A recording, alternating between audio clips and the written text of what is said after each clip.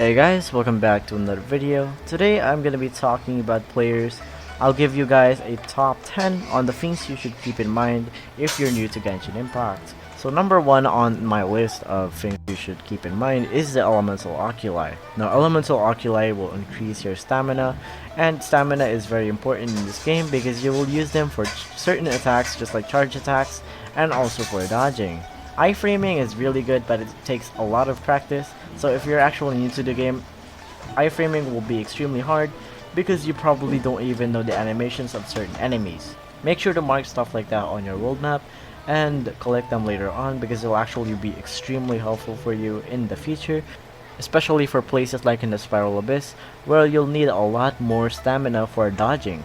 Next on the list is we have artifact routes. And for new players, basically artifact farming is when you go on certain places and collect artifacts, usually just 1 star and 2 stars, but you won't actually be using these on your characters because you'll actually get a lot more 3 stars early on. But if you're like AR20, you're probably using a lot more 4-star artifacts and you'll be needing more upgrades on those artifacts. Now what I recommend for new players, especially those who will eventually reach a higher AR, I recommend doing your artifact routes just like in Liyue, and there are multiple things in Inazuma as well, but most new players will probably won't even be in Inazuma. So I recommend unlocking all your teleport waypoints, not only that because it'll help you in collecting a lot more resources because a lot of resources are spread out throughout the map. You probably have a lot of artifacts, from collecting from chests, but eventually you'll run out, and these actually respawn mostly about like what 24 hours. Some of them are actually 12 hours, but I recommend just doing this every day, maximum capacity, because it'll give you about, I don't know, 70,000 EXP, and that's from 0 to 20 if you do it for 3 days. Next we have on the list is mining. Mining is really helpful in the game because a lot of things on the blacksmith you will need mining for. For example, your weapons, just like the prototype archaic, prototype star glitter, and most of your prototypes. Prototypes you actually should save as well.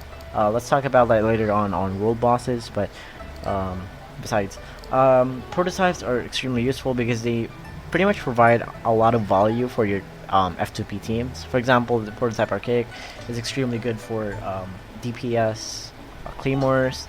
You could use him on Diluc, Chongyun, a lot of characters. It's very flexible, it's very universal. The white line is specifically for Noelle. I don't actually recommend building this at all if you're pretty new to the game, but it's pretty useful because it has a defense substat if you're running Noelle as a DPS or as a good support. Prototype star glitter, and so on and so forth. There are a lot more prototypes in the game. Aminimo Kaguyuchi is also really good for characters like Kaya and Ayaka, but you'll actually unlock that later on during Inazuma. Next thing is pretty separate from the actual game, and you'll actually be needing a HoYoLab account for this one. But it's still worth it, honestly, because I'll just show you guys my current rewards from that right now. For example, my HoYoLab community daily logins, they're not a lot, but they're still gonna help you in the long time, especially those Primogems.